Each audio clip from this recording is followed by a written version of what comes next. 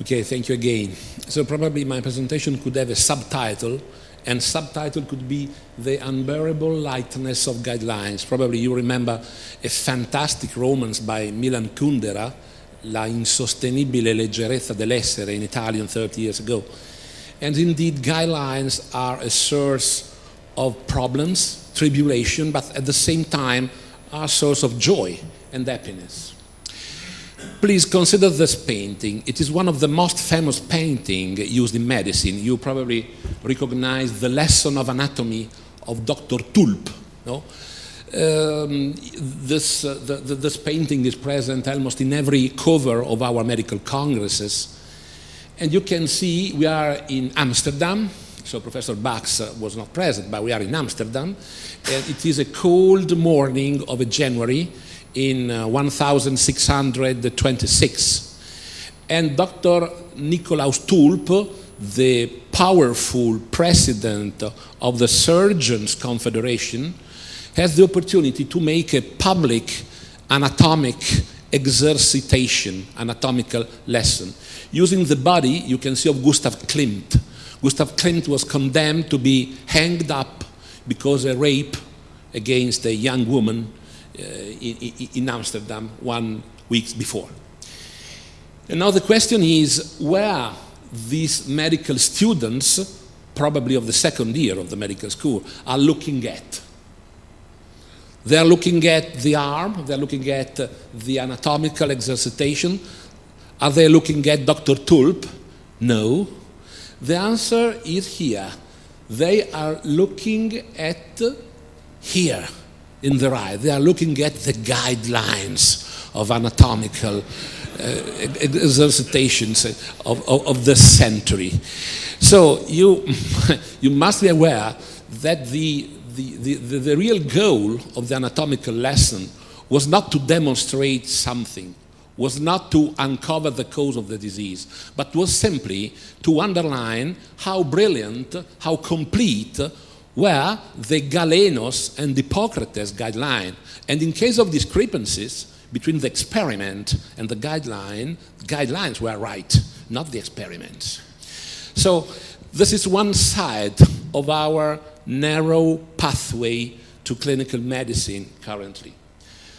I would just to comment with you probably the other side of our pathway. This is another famous painting. You can find this painting in London in the Tate Gallery, and this is The Doctor by Sir Luke Fields. And here you can see a single doctor looking at a single unfortunate patient who is probably going to die in some hours.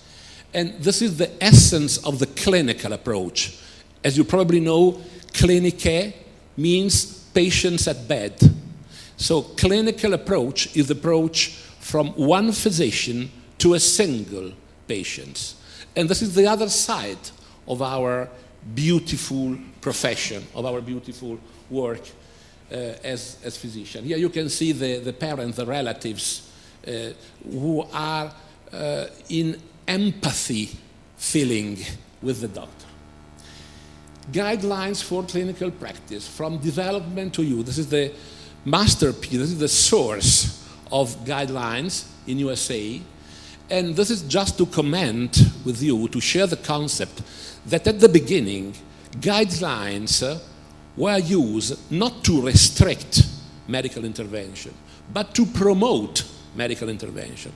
Currently, probably we are using guidelines to restrict, for regulatory purpose, some of our intervention. But at the beginning, the main goal of guidelines was to extend the use of intervention and drugs. So guidelines are systematically developed recommendations, please in yellow, so recommendation, based on the available evidence to assist physicians and patients in decision regarding the appropriate management of specific clinical condition. So as you can see, there are at least 3 to 5 sources of problems: available evidence, appropriate management, and specific clinical condition. So there are a number of critical aspects and potential limitations of guideline. Some of these potential limitations or critical aspects are in white, and they are intrinsic to the process of guideline generating. Competence, independence, the true purpose of the guideline, tempestivity, degree of available evidence. And this is, of course, a source of problem. As Franco Romeo has just shown to us, there are many problems intrinsic in the use of clinical trials.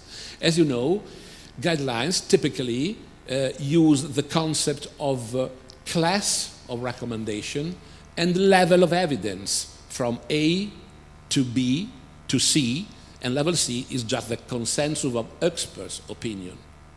Now, a fellow of ours moving from Bologna to the Duke University tried to collect the potential source of limitations of clinical guidelines and try to classify, as you can see, a large number of guidelines written between 84 from 2008. And the conclusion, as you can see, is that the vast majority of guidelines are referred to level C.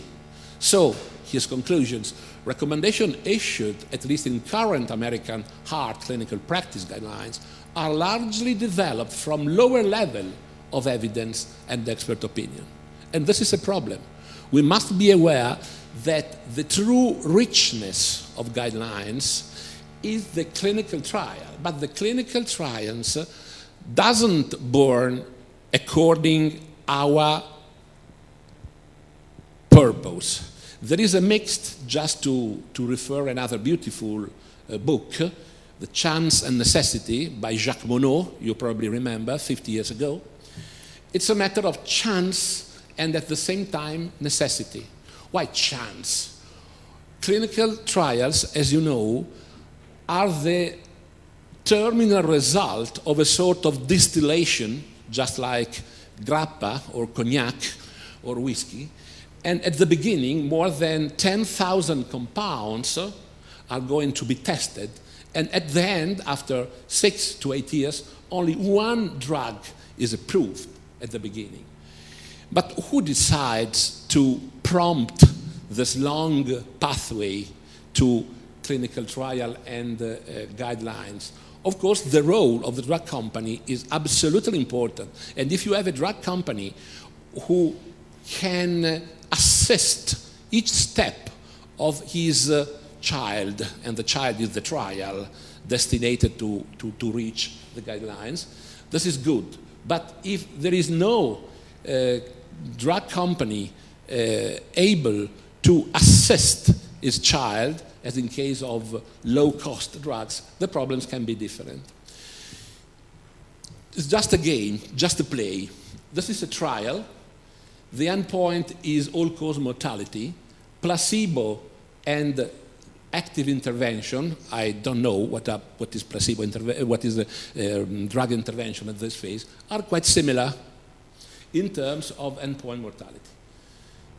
This is another trial referring to another drug. Once again, placebo and active treatment, the same absolutely superimposable curve. What is the destiny? The destinies of these two drugs? One could argue that the destiny could be the same. Indeed, in one case, the active drug was valsartan, and in the other situation, the active drug was digoxin. Now you can be sure that the commercial destiny of this drug and the probability of being included in high-level guidelines is quite different. The use of digitalis, these are Italian data, dropped after the publication of the DIG trial. The use of valsartan absolutely increased after the publication of trials, managing the same kind of results. This is just an example, just some consideration. But there are also critical aspects and limitations, not intrinsic, but extrinsic to the process of generating guidelines. And one of the problems is the difference between disease and illness. As you know, English language makes a distinction between disease, that is a nosographic entity, the disease from an abstract point of view, and illness, that is the disease of a single man. In Italy, we have the same term, malattia, for indicating this binary process. Of course, guidelines deal with disease more than illness. So the importance of using appropriate words, appropriate names, appropriate nosographic label. This is a very short piece of an Italian movie trying to underline this concept. Se no, il femminismo è venuto dopo, perché in quegli anni le ragazze dicevano che in Italia le donne non erano oppresse come in America, per cui in Italia non... È stupenda questa battuta. Non è una battuta, non era una battuta. No, io non lo so. No, io non lo so, però senz'altro lei ha un matrimonio alle spalle a pezzi. No, che dice? No, forse ho toccato un argomento che non andava. L'espressione, non è l'argomento, è l'espressione, matrimonio a pezzi, ecco, ma come parla? Rapporto in crisi, però è così kitsch. Dove l'è andata a prendere questa espressione? Dove l'è andata a prendere? Io non sono alle prime armi. Alle prime armi, ma come parla? Anche se il mio ambiente è molto cheap. Il suo ambiente è molto? È molto cheap. Come parla? Senta, ma lei è fuori di testa! E tu? Come parla? Come parla? Le parole sono importanti! Come parla? Addio, signore. Words are important. No, the essence is in the name. No, this is the concept of this movie. And indeed, this is the problem. Illness versus disease. Again, disease is a nosographic abstract entity, and we can generalize the different situation, different diseased bodies, just to generate the concept of a disease. This is Dr. House, the vast majority of you probably know, and as you know, Dr. House every day says that he studied medicine not to treat and cure patients, but to cure diseases. No? So he's fascinating from the intellectual, enigmistic aspect of medicine, completely dissociated from the treatment of patients. I don't know if this is a good thing or a bad thing. It could be a matter of discussion. But the concept is that some physicians, unfortunately, treat diseases more than treating patients. So the problem of nosographic labels. Please see on the horizontal axis the intrinsic differences between underlying conditions, and in vertical axis the pathophysiological similarities. Now, as Professor Romeo discussed previously, heart failure due to systolic dysfunction. Of course, heart failure doesn't exist. Different patients with many different histories and different profiles exist, but if the pathophysiological condition shared by these patients is quite similar, then we can generalize and use a name. And we can enroll patients simply because of this pathophysiological condition, and we can produce high-level clinical trials. But if we move from this ideal situation, the same is STEMI, ST-elevated myocardial infarction. Different patient, but with the same shared, robust pathophysiological conditions. If we move toward heart failure with preserved ejection fraction, or non-STEMI, what is that? What is non-STEMI? Why to define somebody from a negative point of view? We risk to treat at the same kind, if we decide to enroll these patients in a trial, in very different ways. And indeed, this is the situation related to heart failure treatment due to systolic dysfunction. Plenty of successes. And this is the situation of treating patients in clinical trials, sharing simply this negative nosographic label. No one success from clinical trials. The same is for non-ST-elevated myocardial infarction. What is non-ST-elevated myocardial infarction? Indeed, we use this nosographic label trying to indicate at least 4 absolutely different conditions. There are patients with just resolved transmural ischemia, for example, patients with giant T-wave inversion in V1, V4, or another pathophysiological categories. Transmural ischemia is indeed present, but it is far remote, posterior, circumscribed, so we cannot diagnose it.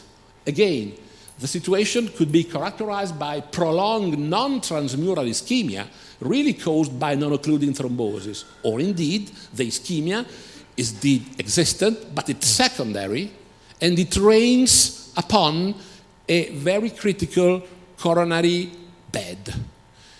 Now, currently, we are treating this very different situation with the same plenty of antithrombotic drugs and enrolling patients with different conditions in clinical trials, and the risk is generating guidelines that copy the recommendation across this complex pathophysiological spectrum. So once again, the importance of the nosographic approach. What is that? Is non-ST elevated myocardial infarction? One young fellow could say yes, but is indeed, in this case, this is the mirror situation of a posterior. So a critical, fast application of guidelines doesn't work in this case. And this patient has to be treated as really an ST elevated myocardial infarction. Once again, comorbidities. I was telling you that, unfortunately, guidelines refer to diseases, not to illness. But in the reality, a single patient has a higher probability of having many illnesses at the same time. This is a very nice observation published in JAMA some years ago. For example, consider an hypothetical 79-year-old woman with chronic obstructive pulmonary disease, type 2 diabetes, osteoporosis, hypertension, and arthritis. If we want to applicate in a critical way the current guidelines, the final results is an impressive amount of pills, 12 medications, no, resulting from an acritical mathematical sum, not algebraical, mathematical sums of suggested pills. Again, interpretation and implementations. The publication of a positive trial is not enough. We know, and Professor Tavath in particular knows, that, for example, for beta blockers, a long way with implementation efforts in the clinical community is necessary in order to be sure that the drug is indeed used. The same probably is happening, at least in Italy, for ivabradine, a very important drug recommended by guidelines, but sorry for the Italian, if you look at the pyramid, 5 million of patients with coronary artery disease, 9,200,000 of beta blocker pills, but only 300 pills of ivabradine. So an impressive discrepancy doesn't exist between the potential theoretical population, target population, and the real use of the drug. I'm just finishing, 4 more minutes. There is a problem between guidelines and our freedom. Juridical freedom, didactic freedom, intellectual freedom, and more in general, professional. That means diagnostic and therapeutic freedom. How guidelines interact with the legal problem. Fortunately, at least in Europe, the role of guidelines in CART is well defined, and guidelines could be introduced to a CART by an expert witness as evidence of accepted and customary standard of care, but they cannot be introduced as a substitute for expert testimony. CARTs are unlikely to adopt standards of care advocated in clinical guidelines as legal gold standard. The situation is true in the United Kingdom, but fortunately is true also in Italy. What about the didactic and intellectual freedom in an era characterized by guidelines? Now, in the current era, as you perfectly know, very frequently the speaker goes to the podium, projects pieces of guidelines, projects the most famous slides of most famous clinical trials, pronouncing only the word Triton 25, TIMI 22, HF, shift, and so on, is a sort of Jurgel dictionary, and does not explain to you the meaning of what it's saying. So semiologists call this way of communication the triangular communication. The speaker projects against a wall something that he is supposing to be known by you, the trial, the guidelines, does not comment, and hopes that a sort of emotion can be prompt in you by the simple presentation. This is a famous movie. This is Amarcord by Federico Fellini. Federico Fellini won the Oscar Prize with this movie. And this is a short piece. I hope that you accept this short movie in the right perception. And here you can see some fellows in the garage of a single one, and the technique for producing excitations in this fellow is the same, is pronouncing some nosographic labels that each of the fellow knows the significance.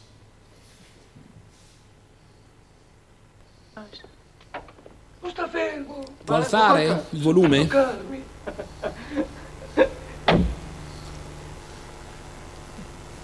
Gianarlo, lo gradisco. Mettete della tabaccaia. Quello del circo. Quale? Quello che vuole chiappare la rete. L'Aldino. No, l'Aldino è mia. Ti spacco la faccia. So Federico Fellini won the prize, so I decided to project this movie to you, you know? So la tabaccaia, la gradisca, l'Aldina, they sort of shift, Triton 2, Timmy 25, and so on. You can excite only if you already know the trial. But here the role of the speaker is absolutely low level. So we must overcome this pseudo communication role that risks to be imposed by the current era of guidelines. What, and I'm really finishing, in terms of professional, I mean diagnostic and therapeutic freedom. What is the destiny of the anatomo-clinical method in the era of guideline? These are the fathers of this method, Morgagni, Lenec, Courvoisier, Corvisart, Skoda, coming from many countries of Europe. What is the source of the diagnosis? Is a complex, mental, difficult, complex thinking, or we must realize our diagnosis simple on one or two biomarkers that can be covered by the guidelines. So the biomarkers way to the diagnosis of heart failure, to the diagnosis of acute myocardial infarction, possibly to the diagnosis of aortic dissection. I don't know where the truth is.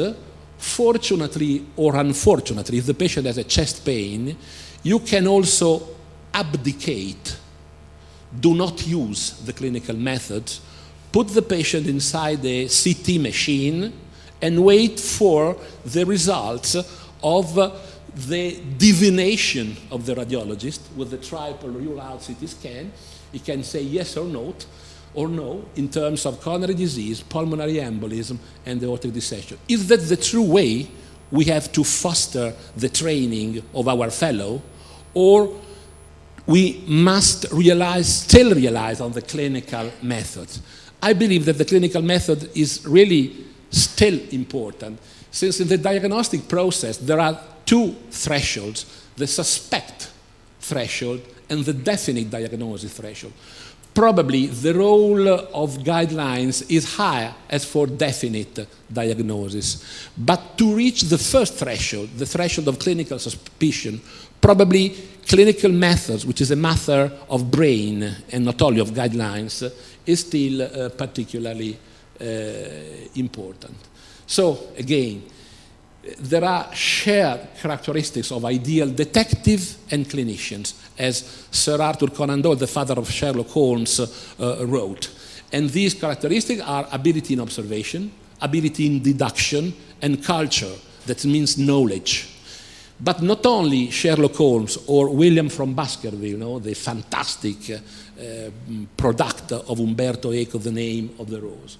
But we have also to incorporate the way of reasoning of Maigret, the ways of reasoning of Tenente Colombo, Peter Falk. I mean, we have to incorporate in our brain not only the first three items, but also ability in psychological and environmental reconstruction, typical of Maigret, typically of Peter Falk, of Tenente Colombo, the ability to spot inconsistencies.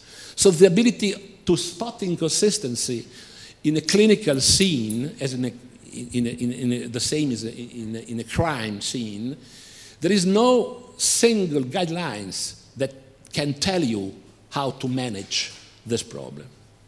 So, fortunately, there is also a residual, a remnant role for individual way of thinking. These are my final slides. The real pillar of our life in medicine is the curiosity, is the propensity to the research, which means trying to look at, in a very dangerous situation, all the things that are apparently hidden. And the value is in the method, and the value is in the curiosity and in the propensity of the research itself. And it's largely undependent upon the final results of our curiosity. Thank you again. Congratulations, Claudio, for your brilliant presentation as usually. Any question from the audience? I have a practical question. I would like to come back to the clinical setting. If we shift from the drug to the population, particularly in the subgroup of patients, such as elderly patients, we see that in the randomized trial, we find a lot of exclusion criteria, and at the end of the time, the trial does not reflect the real world. And we know that now there is a strong correlation between the result of clinical trials and the guideline modification, continuous guideline modification. What is your opinion about? Absolutely agree and share your situation. I think that the next talk by Professor Tavazzi will cover this topic. Actually, indeed, the constituent bodies of guidelines are good clinical trials. But clinical trials, you cannot go and fishing clinical trials. Ideally, you have to project clinical trials, trying to uncover areas of uncertainty. But at the moment, clinicians or scientists involved in the clinical trials not necessarily decide which trial to prompt, to foster. So there is a strange discrepancy between clinical trials arising from by chance or by money, and your, from the point of view of the scientist, incapacity of using something different than clinical trials.